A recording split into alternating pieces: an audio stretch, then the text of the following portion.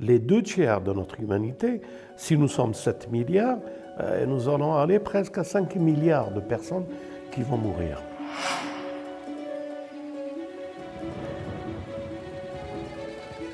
Bismillahirrahmanirrahim.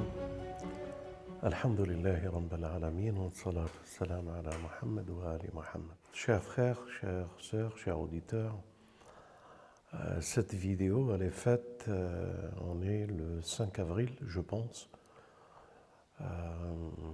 On est en plein confinement et on est à plus de 3 milliards de personnes confinées pour éviter ce virus, cette pandémie. D'abord, je présente mes condoléances à ceux qui ont été touchés mortellement par ce virus. Mes compréhensions et mes amitiés vont pour ceux qui souffrent de cette maladie, à travers leurs familles et les proches et tous ceux qui sont touchés. Et après cette solidarité que je manifeste et tout mon soutien à toutes les personnes isolées, une pensée particulière pour les hospices, là où il y a les vieux d'ailleurs, à ce titre. C'est désolant qu'on arrive à l'âge de la vieillesse et de la séparation, qu'on puisse être encore séparés des gens que nous aimons. Donc, mes prières et mes pensées vont pour toutes ces personnes isolées et qui souffrent. Ceci dit, nous sommes dans un confinement avec plus de 3 milliards d'êtres humains sur cette terre et que c'est inédit, une telle situation et ce qui nous arrive. En somme, nous vivons une histoire qui, pour chacun d'entre nous, est une expérience inédite. Et de cette expérience inédite, on essaie de trouver les meilleures solutions pour essayer d'éradicaliser ce mal et de trouver une possibilité de sortie et apporter une solution à ce virus. Nous faisons confiance à nos scientifiques et à tous ceux qui travaillent sur ce sujet. Donc, solidarité avec tous les médecins, tous les infirmiers et tous ceux qui se sont donnés pour apporter leur solidarité et leur soutien à ceux qui travaillent, pour protéger et améliorer les conditions de la famille humaine. Alors, bien sûr, solidarité, solidarité, solidarité. Aujourd'hui, comme vous le savez bien, les plateaux de télévision apportent leur concours, invitent des intervenants, des professeurs, des médecins, des hommes politiques. En somme, tous sont devant quelque chose d'inédit et ils, sans expérience et sans connaissance de l'origine et des solutions possibles pour ce virus, chacun se donne à analyser selon les moyens et les possibilités des renseignements qu'il reçoit. Et bien entendu, vous avez bien remarqué que tous, que ce soit les politiques ou que ce soit les scientifiques, les médecins, tous sont devant l'ignorance de ce fléau et de cette pandémie. L'ignorance de maîtriser et de pouvoir apporter une solution avec ça et redonner un moral aux sociétés qui sont touchés. À ce titre, j'aurais aimé aussi vous dire quelque chose.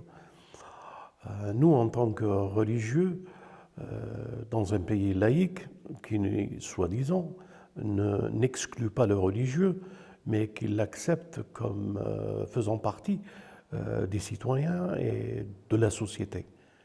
Et de ce fait, nous avons notre mot à dire, et je regrette que sur les plateaux de télévision, il n'y a pas un chrétien qui prend la parole, ou un juif, ou un musulman, ou tous les trois ensemble, ou un seul seulement, pour qu'il puisse apporter un peu de réconfort et un peu d'espoir.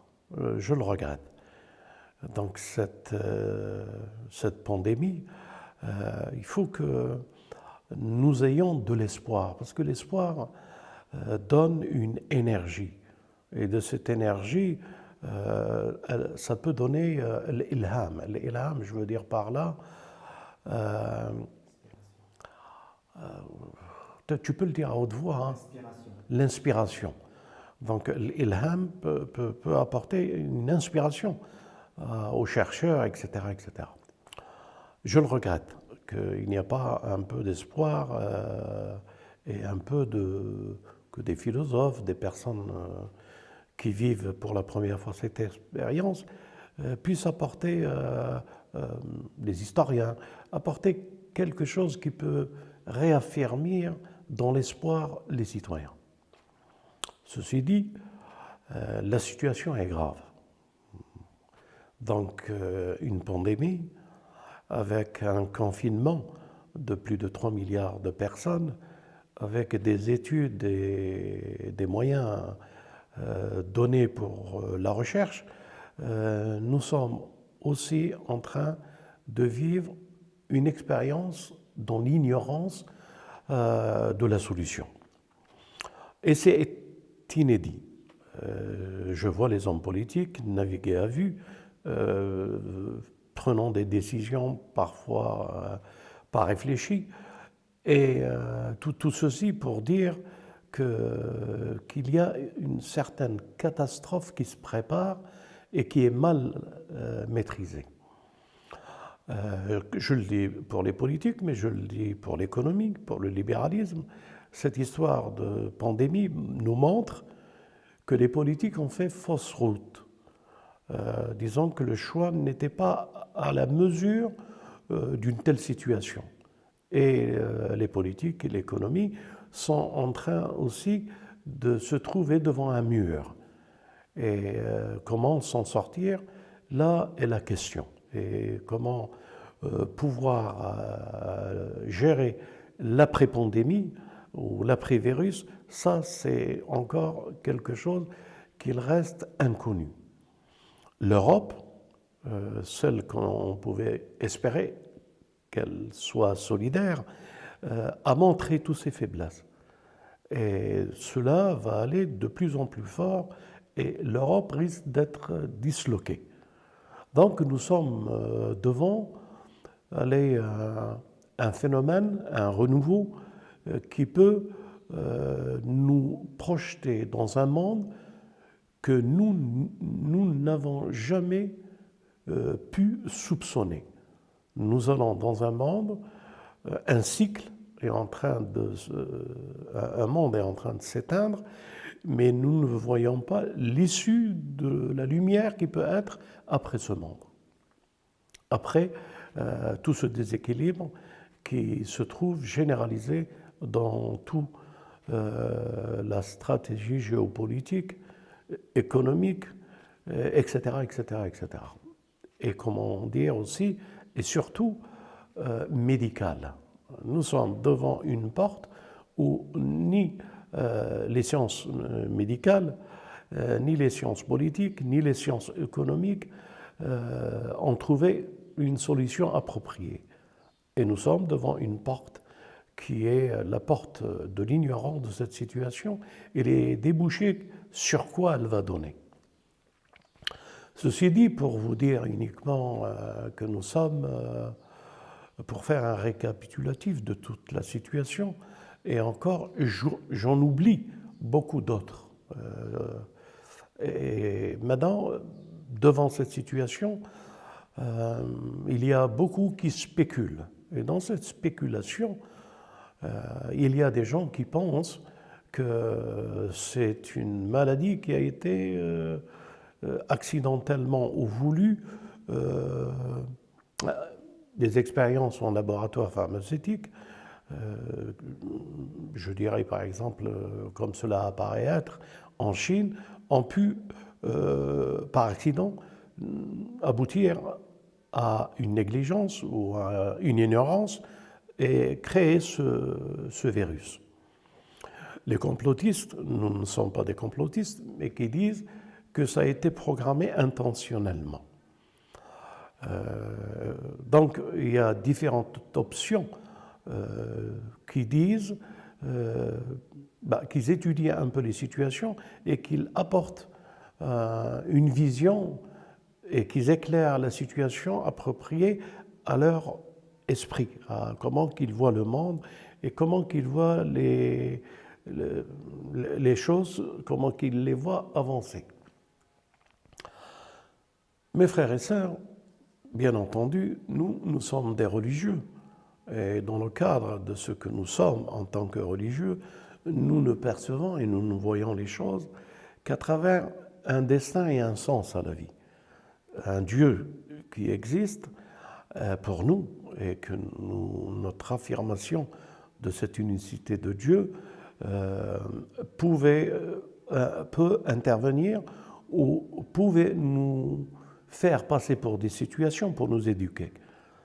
L'humanité, elle est tellement antagoniste, chacun pour soi, et là on le voit en Europe avec les masques, etc., que nous ne pensons pas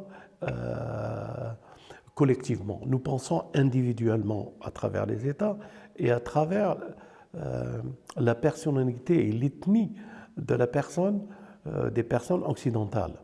On ne leur a jamais appris à vivre partagé, à vivre que le bien des autres, c'est notre bien, mais à vivre uniquement pour soi. Et pour soi, nous le voyons à travers cette maladie.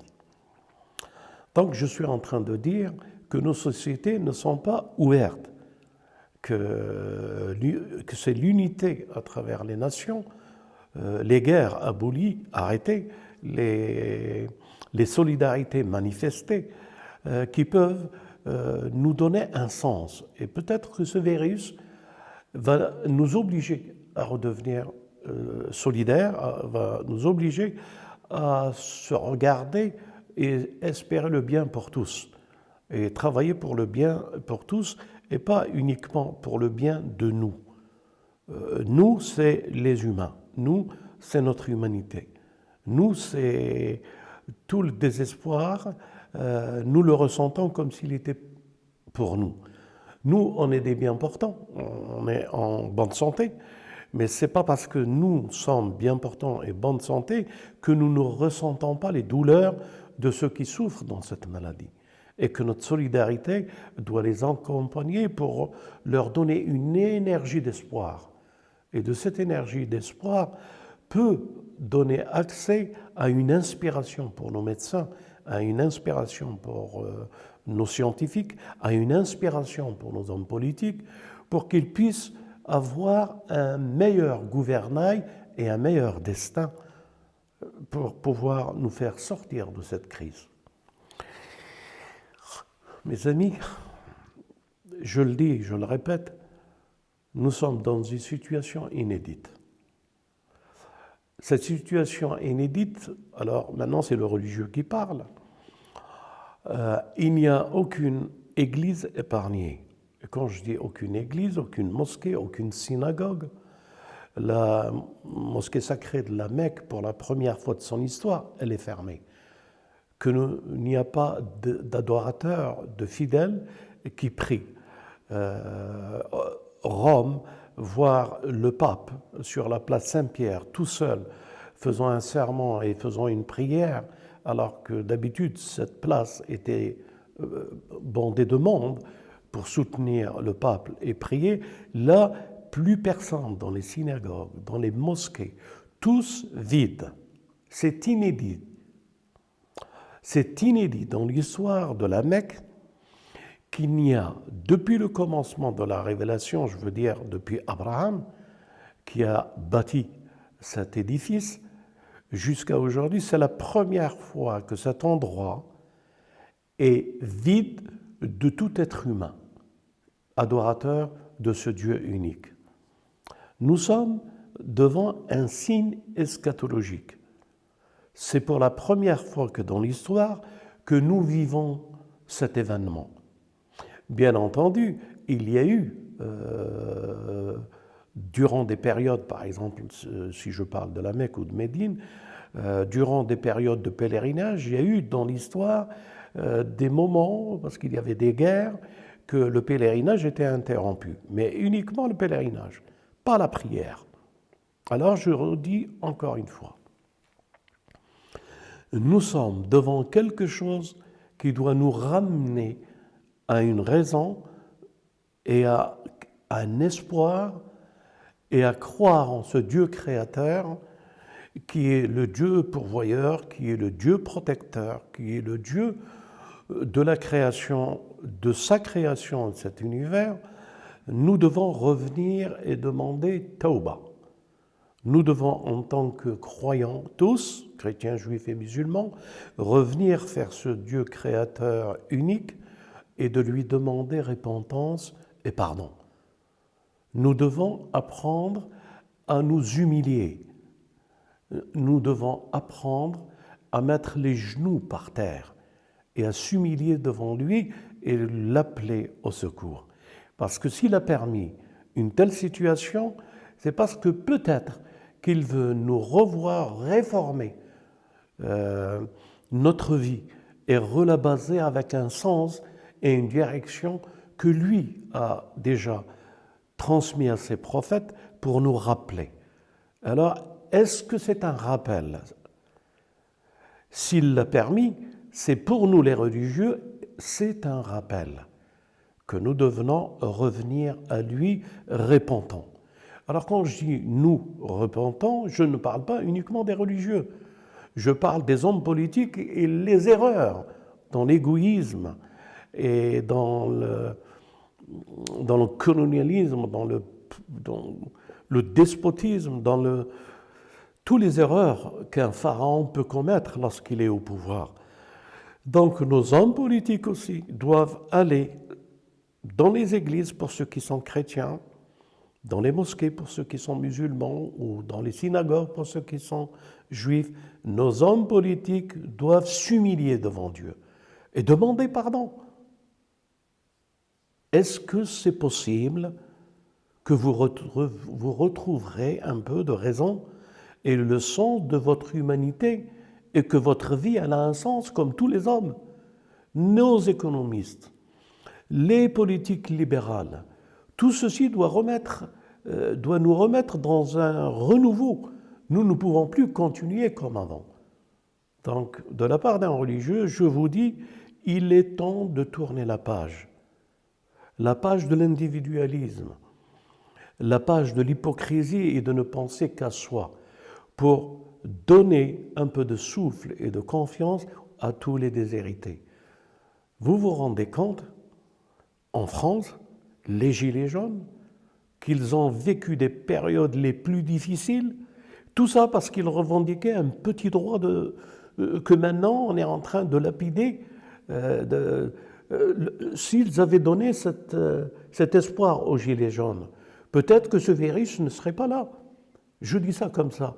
S'ils ne sont pas venus dans le centre Zahra pour fermer ce centre Zahra alors qu'il ne parlait que de conscience et de fraternité et d'unité, est-ce que vous pouvez, une fois dans votre vie, homme politique, de dire « Pardon, j'ai fait une erreur, je pensais bien faire, j'étais mal renseigné, je me rends compte que c'était une erreur et que nous effaçons les éponges, nous nous pardonnons mutuellement, nous nous solidarisons mutuellement dans les difficultés et nous ne resterons pas dans l'antagonisme et dans dans les difficultés, le monde est assez difficile.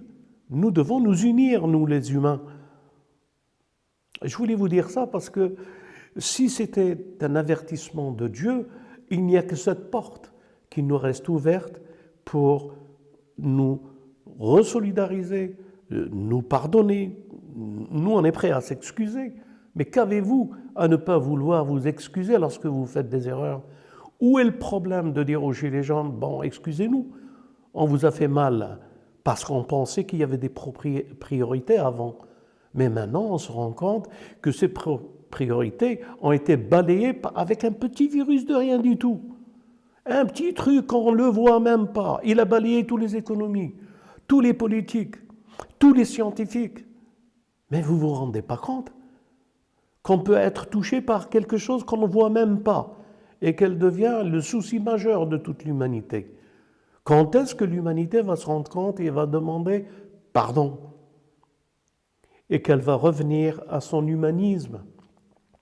Est-ce qu'elle a toujours espéré être, mais qu'on a empêché cette humanité d'être ce qu'elle doit être? Donc, si c'est un avertissement de Dieu, la voie est ouverte pour tauba, pour demander pardon. Maintenant, il reste une dernière théorie. Parce que si ce n'est pas ça, et si ce n'est pas le tauba, il nous reste qu'une troisième théorie. C'est quoi cette troisième théorie? Eh bien, l'intelligence artificielle, la découverte de ce virus à travers l'intelligence artificielle des États-Unis, qu'ils ont trouvé que ce virus peut être maîtrisé avec 77 molécules et que c'est des ordinateurs qui ont trouvé cette solution et qu'on nous prépare à aller vers l'intelligence artificielle. Et de cette intelligence artificielle, puisque le remède, elle le donne, avec 77 molécules, entre parenthèses pour les Ahl al-Bayt, 77 molécules nous fait penser à Karbala et les compagnons de Hussein, alayhi salam. Je ferme cette parenthèse pour vous dire qu'on nous pousse vers l'intelligence artificielle et l'ex-centre Zahra a démontré que l'intelligence artificielle, c'est le Dajjal, c'est l'antichrist, ce faux messie que nous appelons l'intelligence artificielle, donnant cette solution et cette propriété des 77 molécules qui peuvent apporter un remède, redevient à nous préparer à une nouvelle divinité. Et c'est cette nouvelle divinité que l'ex-centre Zahra a détectée il y a déjà plus de 2 ans et qu'il a averti notre humanité et que nos vidéos ont traversé toute la planète, des États-Unis, de l'Est, de l'Ouest, du monde arabe, du monde musulman, tous ont été touchés par cette réflexion et ils ont poussé la réflexion dans ce sens. Donc si cette pandémie nous pousse à adorer un nouveau Dieu qui s'appelle l'intelligence artificielle, les enjeux vont devenir un peu plus compliqués. Parce qu'à cela, nous avons, comme l'Évangile, comme la Torah, comme l'islam, nous avons déjà des récits qui préparent un tel événement. Des récits eschatologiques qui préparent la vision à ce monde qui se prépare contre l'homme. Selon la Torah, selon l'islam, selon la spiritualité tout entière, à la fin des temps, il y aura un bouleversement et quelque chose qui va toucher notre humanité et qui va faire perdre, comment on dit, les 2/3 de notre humanité. Est-ce que vous vous rendez compte? Les 2/3 de notre humanité, si nous sommes 7 milliards, nous allons aller presque à 5 milliards de personnes qui vont mourir. C'est catastrophique, mais je ne dis pas que nous sommes dans cette situation. Que Dieu nous en préserve par la tauba et le repentir. Mais si nous sommes devant le cas eschatologique exprimé dans la Bible Et dans l'islam, ça veut dire que les 2/3 de notre humanité doivent disparaître avec cette pandémie ou avec une autre pandémie. Parce qu'il y a toujours 2 vagues qui se suivent dans les pandémies. Ne soyons pas catastrophiques, ne poussons pas au désespoir, parce que nous appelons qu'à l'espoir, mais j'aimerais vous dire un peu le récit, comment l'histoire nous enseigne l'eschatologie et comment elle enseigne le futur qu'on a l'impression de vivre aujourd'hui. Il y a beaucoup de prémices qui montrent que nous sommes dans les temps eschatologiques. Alors, si les 2/3 doivent disparaître, c'est parce que le Messie doit revenir pour régler ce souci majeur de notre humanité. Le Messie et le Mahdi. Et le Messie et le Mahdi, le Rédempteur, celui qui maîtrise toute chose à travers la parole et la bénédiction de la révélation, qu'il pourra nous libérer. Mais bien sûr, l'eschatologie montre que le paradis, c'est-à-dire le Dajjal, tuera et ressuscitera. Il fera des miracles. Il fera il fera le paradis sur terre. Et le messager a dit, nous l'avons déjà démontré que c'était un homme, et que de ce paradis, les gens viendront en foule embrasser l'intelligence artificielle et lui être soumis. Et le messager de Dieu, de nous dire et de nous prévenir, surtout n'y allez pas. Donc, Néom est en train de se construire. La pandémie, elle est généralisée. Dans quelle situation nous sommes aujourd'hui? Alors, bien entendu, il est aussi révélé qu'il y a un groupe d'hommes et de femmes qui feront de la résistance et de la conscience.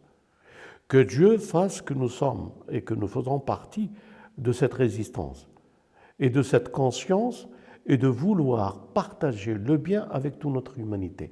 Avoir dans la conscience le bien des autres. Le souhait de partager le bien que nous avons avec notre humanité. Donc, s'il y a une telle conscience d'amour vis-à-vis de l'autre, alors nous serons sauvés. Si nous voulons sauver l'autre en nous oubliant nous-mêmes, nous sommes et nous marchons avec le Messie qui a su vaincre le temps et le Mahdi qui a su vaincre le temps. L'histoire de ce temps eschatologique, c'est pour ça que nous l'appelons le maître du temps, est là pour régler toutes les erreurs qui ont pu traverser depuis Adam jusqu'à aujourd'hui. Pourquoi que nous disions le maître du temps? Eh bien parce qu'à la fin eschatologique, tous les temps et toutes les histoires qui se trouvent dans la Bible, dans l'Évangile, dans le Coran, reviendront au temps eschatologique. Pour toutes ces histoires vont être vécues au dernier moment.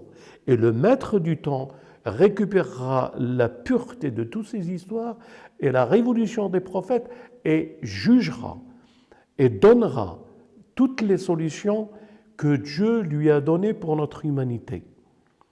Que Dieu protège notre humanité, la préserve, et la confiance en ce Dieu que nous adorons est l'espoir majeur dans la tauba et de vouloir construire la meilleure civilisation, le meilleur monde, qui se trouve dans les hautes sphères de la pensée, de la réflexion et de la conscience, qui sont le paradis du ciel qui descendra sur terre.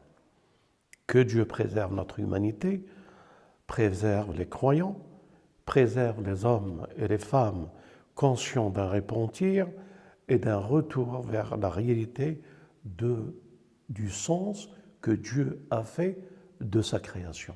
Que la paix soit avec vous et l'amour de tous nos frères et de nos sœurs que nous voulons partager. Salam alaikum wa rahmatullahi wa barakatuh.